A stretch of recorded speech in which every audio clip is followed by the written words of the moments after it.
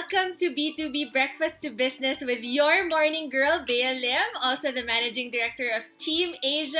And it's a beautiful Monday morning to be celebrating or continuing to celebrate CSR Month or Corporate Social Responsibility Month here in the Philippines. So welcome to the second part of our two-part episode on influencing for good. So ladies and gentlemen, as I mentioned to you guys last Monday, we are celebrating this beautiful month of really reaching out to our communities, giving back, nurturing them, and making a huge and positive impact on the lives of people who really need it the most. So last week, we talked to three amazing people. We had Isa Ipak, we had Ana Gonzalez, we had Paul Chuapoco. Now, these great people are influencers. They are great storytellers, and their beautiful stories have told us that they have used their platforms, they have used their talents for storytelling, they've used their passion not only for the things that they love doing or the communities that they share, but they use those things to be able to give back, to be able to raise awareness about important issues, and also look into programs of helping other people, especially those who are in need. So if you haven't checked out that episode, please do so, because on that episode, we talked about the importance that even if we cannot help and save the whole world, ladies and gentlemen, we can save someone, we can help someone, and that makes all the difference. We also said a food for thought that was by Brad Montague, and I would just like to repeat what we said there because it really does bring me so much joy to listen to this quote, and I hope it brings you joy as well. And he says, right, be somebody that makes everybody feel like a somebody. And I think that that's a beautiful way to start a week, to start the week right, is to just spread that love, spread that kindness, spread that sparkle, because it is the first month of the second half of 2020, guys. And while 2020 has been challenging in general, we want to make it better, and we can make it better right here in this conversation, right here at B2B Breakfast to Business. So guys, again, we are back in the game for Influencing for Good. It's the second part of our two-part episode, and today we have a very special guest that I'm going to be introducing in just a bit, and we're going to talk about Team Asia's own corporate social responsibility. So for the folks who are just listening in on this second part of the episode and you haven't gone through the first half, which happened last Monday, we want to talk about CSR for just a bit. What is corporate social responsibility? And corporate social responsibility is the moral and ethical obligations of a company with regard to their employees, the environment, their competitors, the economy, and the number of other areas of life that its business affects. So CSR actually covers a wide range of important, very important issues such as the environment, social injustice, diversity and inclusion, equality, and the like. But for many brands, especially in the past couple of years, have really centered on two beautiful issues that a lot of people need to know about, a lot of people need to appreciate, and a lot of people, we all need to do something about it, which is the environment, because there are issues on climate change, and education. Education, because guys, I really do believe that the future of our world is dependent on future generations to come, and what can really give them, that jump-off point, that opportunity to dream big, to make great things possible, is education.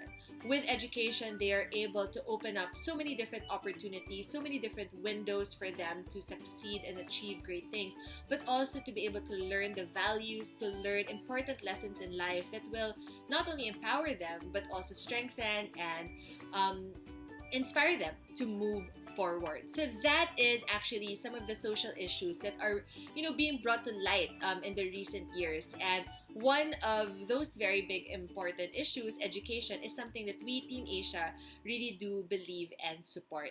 So why is it important for companies to consider having CSR programs? Now, let's go back to our definition and some studies as well to help support that claim.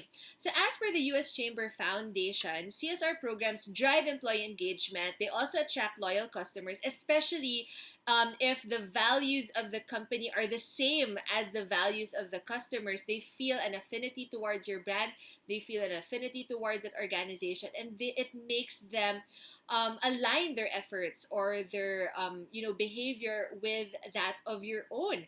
And it also, of course, positions your organization as a leader in the community, and of course also a positive role model for others to follow suit. Now, there was this study actually way back 2000 to 2006. This was done by Porter and Kramer, and that study actually says that before a corporation engages in any CSR program or activity, it must first determine which social issues should be addressed. In order for both society and the corporation to gain maximum benefit from the activities or the programs that they are pushing out for corporate social responsibility, the corporation must select socially responsible activities which are aligned with their particular business. So, what does this mean? That your CSR programs, ladies and gentlemen, have to be aligned, have to be in sync with your why, with your purpose. During this pandemic, a lot of the different things that really hit us, a lot of the different things that changed and evolved have really made us go back to what our why is, what our core purpose is, what is in our DNA as organizations, as businesses. Because, at the end of the day, when things are changing, when there's so much noise out there, what brings us back to what it is that we do is our purpose. Why did we come here? Why did we put this up in the first place? Why are we working so hard the way we are? And that is our purpose. That is the very core. And what Porter and Kramer is saying is that we need to go back to that purpose. We need to go back to that core why of what we are doing and why we are doing this. And we need to align our CSR programs with that, because it will reflect if it doesn't. If we just come up with a CSR program that is not aligned with our values, that is not aligned with our business, there is a question of why we're doing it. Now, don't get me wrong, us giving back to society is a great and grand thing, but it means so much more when it is aligned with the things that you are doing, with the things that you are doing great at, so that you can grow, nurture, and evolve your communities, and make the best possible positive impact on those communities as well. So once again, ladies and gentlemen, CSR programs should be aligned with your why, with your purpose. Simon Sinek did say that people don't buy what you do, people buy why you do it. And I would like to actually use Simon's beautiful line over there to really push this notion forward, right? With CSR programs as well, people support not what you do, but people support why you do it. And that's why it's so important to go back to your core, to go back to your purpose, and align your CSR programs with that one, so we can make the maximum benefit and impact on the communities that we want to grow, that we want to nurture, that we want to move forward. And that, my friends, is actually one of the reasons why we are creating this episode on influencing for good, because at Team Asia, we really do love, support, and live for corporate social responsibility. So, here in Team Asia, we value corporate social responsibility. That's 28 years of valuing corporate social responsibility and putting it at the forefront of what we do. We imbibe it in everything that we do, in our services, in the campaigns that we roll out, the clients and partners that we serve and that we bring to the next level experience. CSR is at the heart of what we do, and because that is aligned with our value system. We're all about nation building. All the things that we do is supporting brands, supporting programs that will lift our nation, because we all believe that we should be champions of the Philippines. We're all about transparency and fighting for equality, especially for women, equality at the workplace, because we believe that having an empowered workplace will make great things happen. And that's actually one of the things that we talked about 2 episodes back, when we talked about diversity and inclusion. And you know what? We're all about education, because we believe that if we empower the youth, if we give them that opportunity to shine and grow, we are able to make already a positive impact for the future of the world. So on that note, I want to talk to you guys about My Dream in a Shoebox. So My Dream in a Shoebox is Team Asia's corporate social responsibility program. It's an annual Christmas campaign when Christmas starts here in the Philippines, and that's around September. So what we do is we call for donations of old shoe boxes, fill it up with school supplies, wrap it in Christmas paper, and give it to children across the Philippines. We tap different communities where children may not have access to education, or we tap communities where kids might have access to education, but they have run out of school supplies to continue with their schooling for the rest of the school year, which usually happens after Christmas time. So we also solicit, cash donations. We also solicit scholarship programs so that we can give more builders, dream builders, the chance to, have schooling, to go through their schooling, to take their education to the next level experience, and to also give back to their own communities. So we've been doing this for the past 12 years. So we are entering My Dream in a Shoebox year 12. We started with 200 shoeboxes. Last year we were able to clock in about 66,000 shoeboxes. And, it's just been such a joy that for the past 12 years we have been able to help so many different communities across the Philippines so that we can build dreams for kids all over the Philippines. And we've had hundreds of corporations, hundreds of organizations and donors that have helped us make this possible and give the love and support to children in Luzon, Visayas, and Mindanao. So what we do here in My Dream in a Shoebox is to equip less fortunate Filipino children with educational assistance to help them make bigger dreams come true. So, with everything that's going on right now with the pandemic and, different things shifting and a lot of us navigating through the new normal or the now normal, My Dream in a Shoebox also has to evolve because we need to be able to cater to the needs of our communities in this new normal. And so, as we move towards the future reimagined, we are also shifting gears here at My Dream in a Shoebox and allowing the shoebox to also evolve and pivot its contents and goals to address what it is that our kids need now so that they continue dreaming big and making big dreams possible. So, now that we are in our 12th year, we are evolving because the needs of our communities are evolving as well. And I cannot talk about My Dream in a Shoebox, guys, by myself. I need someone to help me out, talk about the wonderful things of My Dream in a Shoebox. And I couldn't think of any one better to talk about My Dream in a Shoebox than our very good friend and partner of My Dream in a Shoebox, who have made such a great impact on the communities that he has served, and who has also been such a great counsel and friend to Team Asia and My Dream in a Shoebox. I would like to call on our very good friend, Father Didoy Molina. He is the parish priest of Christ the King Parish here in Las Piñas, one of the longtime beneficiaries of My Dream in a Shoebox, and he is such a staunch supporter. So, ladies and gentlemen, if you're wondering how great the impact of My Dream in a Shoebox is and the love for education is, then Father Didoy is here to talk about it. Hi, Father Didoy. Happy Monday.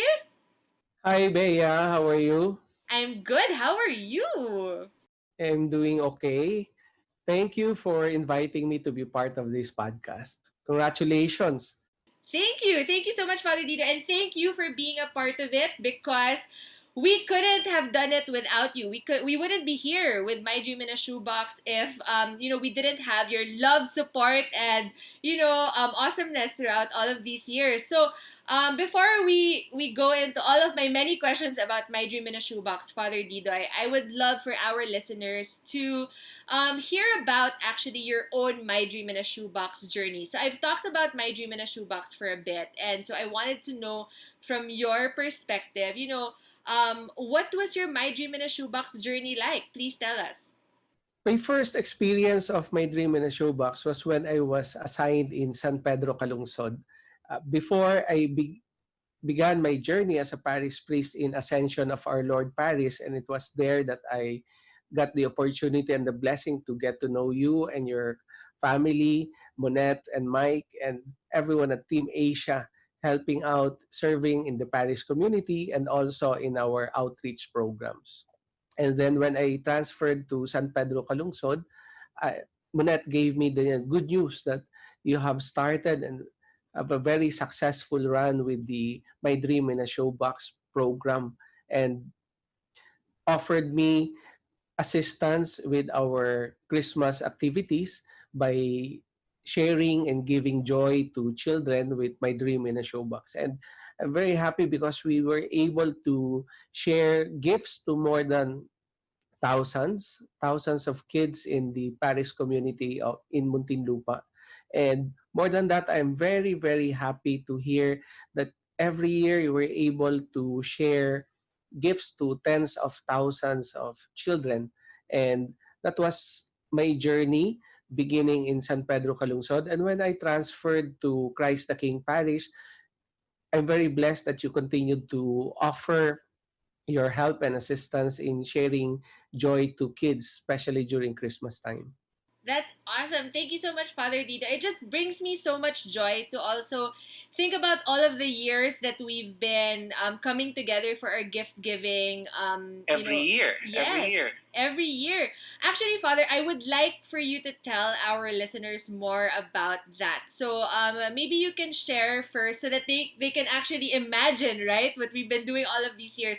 Can you share with them what your pamasko para sa mga bata, typically would go? Like, how would it be, and why were we actually able to provide thousands of gifts for our children? Go ahead. We were giving gifts to children during Christmas. When I was a new priest, when I became parish priest of Ascension of Our Lord Parish. But then we were sharing gifts to children, a few members of the community, and then we were challenged to give more to children in other communities belonging to our parish. And I was surprised when members of the community were very generous to share and very much appreciative of the efforts of Team Asia sharing to thousands of children, especially in our parish community and nearby communities, giving Christmas gifts, Christmas presents, especially school supplies. And my personal experience of that was seeing the children receiving these gifts, shouting with joy, and really approaching everyone, those involved in the gift giving, saying their heartfelt thank yous. And for me, um, I'm very, very happy that many members of the communities, business communities, are involved and sharing those gifts. I love it. So, those pamasko sa mga bata, or the different Christmas sessions that we had, was really about being able to bring in, was that right, Father? 1,000 kids, right? A Yes, thousand yes. kids per year. And we would usually have it in like a multi-purpose hall or a basketball court where Yes. all of the children would be there to have games, to have food. And at the end of the program, actually, like what Father Dido had mentioned, they would be surprised to be receiving some Christmas gifts. Now, usually, these Christmas gifts would come in toys or donations that they could use for their Christmas Noche Buena and the like. But then, one of the things that we would give would be the My Dream in a Shoebox, would be like filled with school supplies that they could bring to their family so that they can continue with their school. So that was such a great joy. Like, what Father Dido would mention also earlier, being able to see those kids, like, I think almost crying with joy, right? Being able to receive it. But actually, Father Dito, my favorite part not only was seeing the kids smile, but it was actually seeing the volunteers smile. Like, it was so different, right? The experience of seeing the volunteers' lives change as they touch other people's lives is so different. What do you think? I think that's the beauty of my dream in a showbox. It's not just giving the gifts, but also involving the givers. It's a mutual giving that the kids receiving these gifts are excited to receive this and to have useful gifts that they can find joy in everyday life. And also for the volunteers, also receiving joy whenever they share these gifts, that whatever they have they are able to share, and they also receive something, those intangible things like the thank yous of the children receiving those gifts and the joy of seeing the children going home contented and happy because of the gifts that they have received. And I think this mutual giving is the beauty of my dream in a showbox. Nice. Thank you, Father Dido. I love it. I can't wait for Christmas time because that's the joy that can't compare, I think, to anything else. Like what you said, intangible. The intangible, you get something back that's intangible, but means so much more, right? Because it changes your own life as the giver. So thank you so much, Father Dido, for sharing your journey with My Dream in a Shoebox. I want to know, Father, to you personally, what do you think is the power of My Dream in a Shoebox? What you have shared with me, what you have shared with our audience a while ago when you were introducing the project, I think the power is the power of giving joy to people, the power of empowering people to continue dreaming.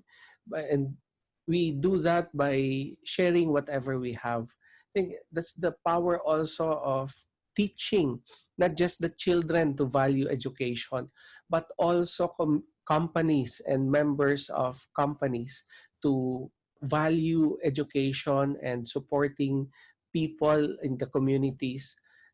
I think corporate social responsibility is a very powerful act and concept in the companies that you were able to show people that it is possible to share whatever you have. You don't have to do grand things, just small things.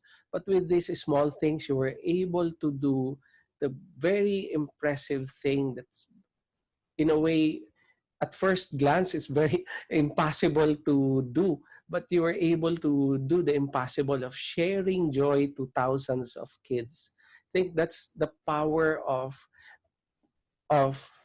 My Dream in a Showbox. It opened a lot of possibilities for children and for members of the companies that corporate social responsibility and the joy of giving is possible to whoever would want to make use of it. Thank you, Father Dieter. That really means a lot to me and to everybody else actually that's doing My Dream in a Shoebox. We were also very surprised. Like, the first year that we did it, Father Dieter, we reached 200 kids. It was in 2009. We were partnered with the IT and Business Process Association of the Philippines, the IBPAP, and our friends from the industry then. And in 2009, Efren Peña Florida won CNN Hero of the Year. And he had, a foundation, a Cariton classroom. I'm not sure if you remember that. But Yeah, I remember. yeah, so the Dynamic Teen Company. And so we said, you know what, why don't we support him? If he is carrying his classroom in a Cariton, why not provide the support? And we tapped into the generous hearts of our friends and our families and our industry friends from the IBPAP and Team Asia. And we were able to solicit a little over than 200 shoe boxes, right? And we gave it. We gave it to Efren Peña Florida and his community. And when we launched it the next year, it's still together with the IBPAP, we were so surprised that we like from 200 shoe boxes, we already went into the thousands. And we were like, whoa, well, how did this happen? And then through the generosity of hundreds of corporations or friends and donors who really said, hey, you know what? I can repurpose my old shoe boxes and place school supplies, like things that were gathering dust in my basement or in my bedroom. I could actually use it as a gift for someone, and give something or some stuff like things, school supplies that will mean the world to a kid that is in Zamboanga, or that is in Holo, or in Quezon province, that may not have access to these school supplies, and you are giving them that bump, that little push that they can continue with their education. So, Father, I've shared what it is like in the corporate side. I want to also know from your side, because you are very close to the communities, you are very close to the children. Um, I love what you said earlier, that you believe that the power of the shoebox is about bringing communities together, but also that it symbolizes joy.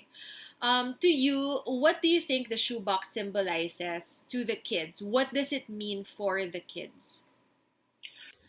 For the kids, it's really joy, excitement of the joy of being loved, the joy of being valued by the community. And I always remind our parish leaders to choose the poorest of the poor, the members of the community, especially the children who were not able to experience receiving gifts, a lot of gifts during Christmas, and not having the opportunity even to attend Christmas parties. And this for them is the opportunity to attend a joyful celebration of the community. That because it's not just giving show boxes, it's the whole package, the whole program of the volunteers joining together from different companies, from different churches, then giving a good show program, interacting with the children, conversing with them in a very personal manner, and then telling the children you are valued, you are loved, and this is our way of telling you that you are a wonderful person, you are a wonderful member of the community. And I think that for me is a very moving experience. I love that. That really touches my heart when you said you are valued and you are loved, because there are so many children out there that do not get to feel that, right? It's something that they are unable to feel, and it's beautiful to know that the gift giving days that we have, and the simple act of being able to repurpose something again that was gathering dust in the corner of your room, and put something that makes someone feel valued is out of this world for me. It's so beautiful. So we talked about the kids' father deeds. How about the parents? Because I know that, like what you said, you tell your parish leaders, hey, let's go for the people who really do not feel the joy, right? Do not get to experience Christmas parties or receiving gifts or even being able to go to school. What does the shoebox mean to parents, to their parents or to their families? Think it's an invitation and a reminder also for the parents to keep on valuing their children, to know that their children are loved not just by their own families but also by the whole community. And it's a joy for the parents, and for me, whenever I see them smiling, whenever they see their children smile when they receive gifts, they also smile. And I think the joy of a parent is whenever they see their children happy. And whenever we are able to share the joy to the children, it assures and gives the parents the reminder that they're valued members of the community, and that they should continue loving, supporting their children, even if it's very difficult, even if it seems impossible, that their children have dreams, they should support it because the whole community is willing to help out. Beautiful. So I loved Father Deeds that you touched on community. Just so that you know, community I think is a word that I use in every single B2B episode. If I were to go back, because we've always known the beauty of community, but through this pandemic, the word community has actually, you know, has actually been front and center and has elevated its status. Like, with us having to limit our movement, right, and actually have to practice physical distancing, that's when you realize how important community is, and that our community and our love for community and the work that we do for community shouldn't all just be about face to face and being there for one another physically, but also in any form that it can. And I loved what you said, that these little things are invitations for us to continue being part of a community, right? How have you been? How are you and your communities? Because I know it's been such a challenging first 6 months of the year. So I just wanted to check in with you guys. Like, how are you doing now? And how has your community been growing or evolving through the changes happening in the environment? It's very difficult. It's totally unexpected. We were used to doing a lot of things, interacting with people, conversing with people, meeting with them, sharing whatever we have in our programs, in our activities in the parish. But now we have to adjust to a lot of things. Right now, our church is still closed. During the quarantine period, we have to celebrate Mass with only a few volunteers involved. And We were live streaming our masses, we were conducting meetings online, and we were also having recollections online. But we were trying also to reach out to our communities in coordination with our barangay leaders on how to help out the poorest of the poor, those really directly affected by the quarantine, who lost their jobs, who have no way of getting food for their families. And I'm very thankful the local government leaders were very active, were very helpful, and were very cooperative with our church leaders in reaching out to our members of the community who need help. Right now, we're still adjusting, we're still studying how we can go about it, our reopening strategies for our parish church, and we still are exploring a lot of things on how we can help everyone maintain a lively faith, a deep faith, while at the same time maintaining the safety and the health of those who want to be in the church. I know it's been such a I mean, COVID-19, this global pandemic has actually changed the whole world. I mean, things that we thought was, things that were already ingrained in us, we've had to rethink means and ways to be able to pivot, not only in businesses but in everyday life, and that also includes our faith, right? And the programs that we have in giving back to our community. So, Father, with with what happened or with what's happening, has it affected also the different programs that your parish has or that you personally have in reaching out to kids who, like what you said, need a lot of assistance, or kids that do need help or support for their education?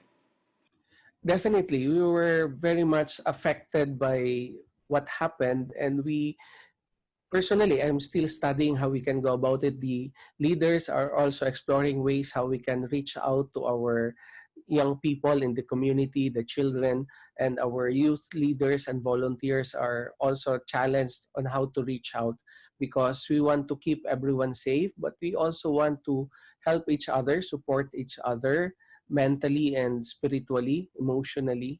And first of all, we have to keep in mind that we have to keep social distancing measures. Also, if we want to reach out to our young people in the community through online means, it would be very difficult for some who do not have online access, also who do not have enough funds and means to have access to the internet.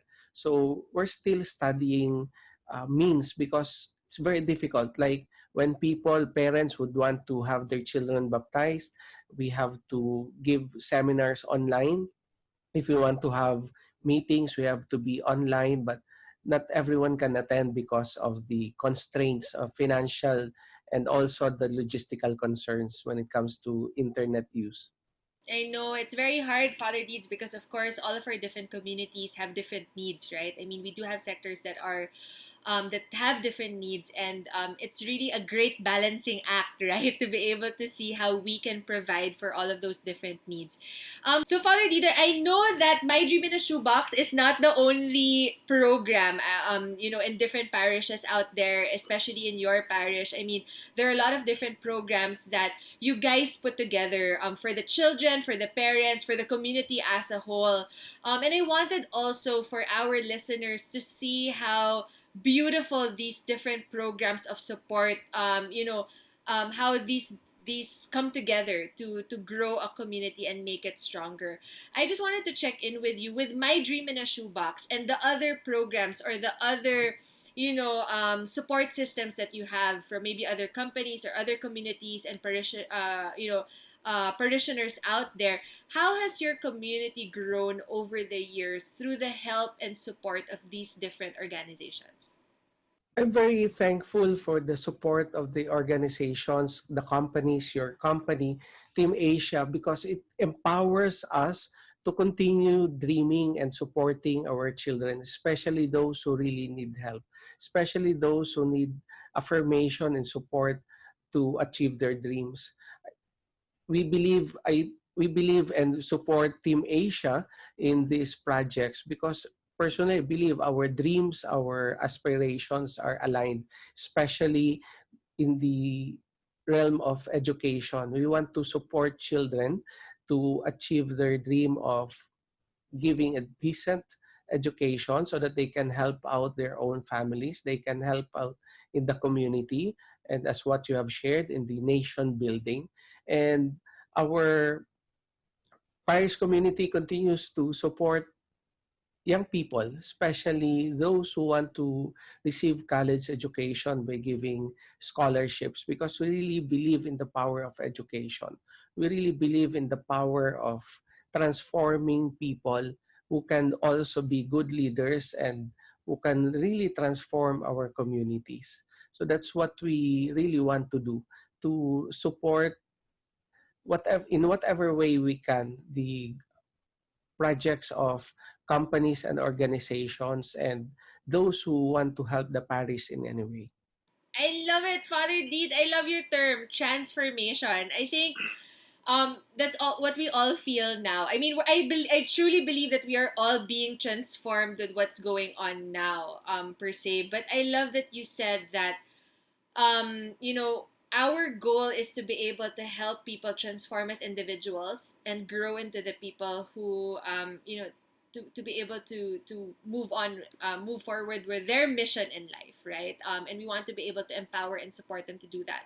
But I also loved what you said about being able to transform them so that they can in turn transform our communities. And that truly is the message of giving back, right? It's a beautiful thing to be able to give, and it's also a beautiful thing to be able to receive. But when you receive something, what do you do with it? How do you give it back? How do you give back your blessings? And I think that that's such a beautiful, learning for us to carry on, as we move forward, not only today and this week, but as we think about the different causes that we want to support, right? Is how does it transform me? How was I transformed, and how do I transform to be able to give back and transform someone else, right?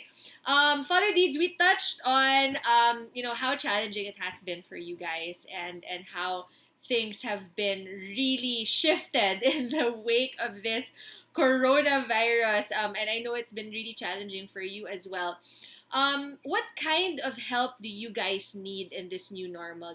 As a parish, as a community that's transforming lives and building people up. Like, yeah. So for you, what is it that you guys need in this new normal? Right now, we have been exploring ways on how to reach out to our young people, and I think it's aligned also with problems our community and the different communities are facing. I think the whole country is facing this problem when it comes to education. That right now we cannot go to classrooms, we cannot go to have face-to-face conversations. The teaching methods will have to be at best online, and even the blended ways of reaching out to children.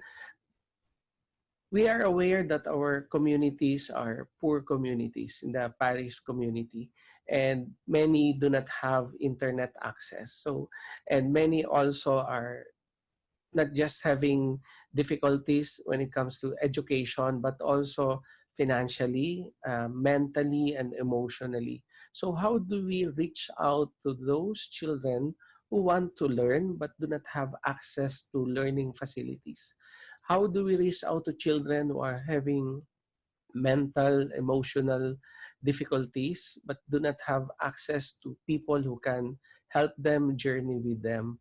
How do we reach out to people, especially the parents who want the best for their children, but do not have the means to share the resources so that their children can continue learning?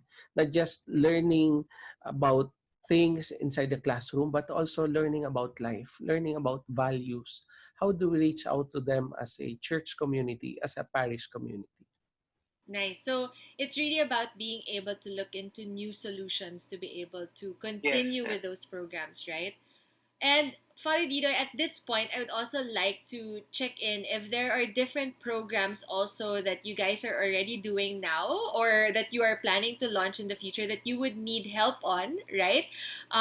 Because, of course, we want to be able to look into, we want to tap into our amazing listener support. What are the means and ways that they can help communities like you? Like Christ the King Parish or any other community or parish, church group, or organization that are in the same dilemma as you mentioned, looking for means and ways to tap the people who really need it the most. Yeah, what can you say for that? I think we will, number one, I think we will really appreciate creative ideas on how to reach out to people, uh, especially the young children, how we can tutor them, guide them emotionally and spiritually using online tools, and also how we can explore ways to share the faith to them using these different tools that we have. But I think first of all is before we share these things, we have to come up with creative ideas, plans, so that we will be able to choose the best ways in which we can reach out to these communities. And I think it's very important also for us right now to also maximize the talents of our communities. And if we can receive help, being trained for this use of online tools, like how do we give seminars online? How do we teach people online? How do we give food for thought, spiritual matters online? And as I have mentioned even before, if you can help us out, because we're doing online seminars, like for those who want to receive the sacrament of baptism, for those who want to get married, we cannot right now conduct face-to-face seminars and even interviews. We have to conduct it online. So how do we make these things engaging and also inspiring so that they will not just appreciate the sacraments that they receive, but really appreciate the faith that they have? Nice. So it's really also about being able to bring our organization, our church groups, and our faith in the online virtual space, right? Because that is where people are. And if people are not or do not have access to that, it's also about being able to look into creative solutions or creative ways to do blended learning. It's such a beautiful thing, Father Dieter, what you said. It's about being able to provide solutions or provide means that people can appreciate and be thankful for their faith, right? Especially at the time when we need it the most. I think that especially with physical distancing and us not being able to go to church or go to spiritual counselors like you, it's so hard to also be able to break through that barrier, right? And so I do believe that a lot of people can help, especially those who are in the virtual space. I took note of that. Team Asia can help, Father Didoy. So that's something that we can definitely do. Father Didoy, I do want to ask you one of my last questions for sure. For you in this new normal, right? And with everybody giving back, right? Wanting to be able to give back, but may also feel challenged, right? May also feel challenged because we do feel the financial strain. We also like what you said earlier, we are also challenged. We may feel down, or that we are also struggling spiritually, emotionally, mentally as well because of what's happening around. What is your advice, Father Didoy, for people who do want to give back, who do want to reach communities like you, but may feel that they do have that financial strain, or that they are not in a good place right now? What would be your advice for them? We can always give in whatever way we can. We can support our own families. We can support our own members of the community by sharing a kind word, by telling and encouraging people, especially those who feel down, that they are being remembered, they're being prayed for, and those inspiring moments can really strengthen us and lift us up. think that's an important thing, that it does not take a lot to give, but when we give, it means a lot to people. And people are very resilient right now. And whenever we help each other out, it's a way of giving back. That when we have recovered from whatever we are suffering from, uh, painful experiences in life, whenever we have become strengthened by inspiring words from other people, then we can also share this, pay it forward. So I think what is important is that we remind people these things shall pass. We can overcome everything with faith, with prayer, with kindness, and with love. There are many depressing things happening around us. And the thing that keeps us going is the love of our families and of our friends. So it's important that we keep on giving, sharing our light, our life, and our joy to our families and friends. That's absolutely amazing. Thank you so much, Father Didoy. What kept on going into my mind when you were sharing that, piece of advice, those beautiful words was, it's something that we always hear and something that we also see in a lot of inspirational or motivational quotes as well is if he brings you to it, he will get you through it. And I think that that's absolutely true. It's always darkest before dawn, right? And like what you said, we can always give back in different ways. We can give back by supporting programs financially. We can give back by giving our time and effort in producing different programs and helping communities like yours. But more importantly, it's the kindness and the love that we show people who are closest to us that I think will help us get through this. That's awesome. Thank you so much, Father Didoy. So, Father Didoy, if people do want to be able to help you guys out and to support your different programs, how can they know more about your parish or your organization? Is there like a Facebook that they can go to, or how can they know more about Christ the King Parish?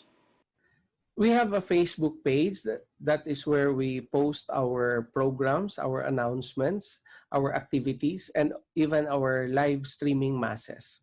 And we can reach out to us and we can discuss ways in how we can collaborate and coordinate and help out the parish community.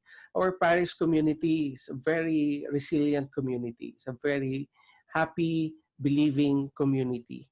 And we would like also to share that happiness and faith of our community to everyone. So it's not just that we will receive, but we also want to give. We also want to share. Right now, during the pandemic, we started our chat group for members of the community so that we can offer prayers and encouragement to each other. And it's very helpful to each one of us. And slowly we transitioned. Our prayer group became an online selling community. We were selling, we were encouraging people to sell and support each other within the community. It's a way also of encouraging entrepreneurship in our parish community, of supporting people who are in need in our parish community. I'm very much encouraged by our parish community helping each other, supporting each other. More than that, I'm also very much affirmed when people would want to share part of their sales and profits to the parish church. So it's really a community helping each other.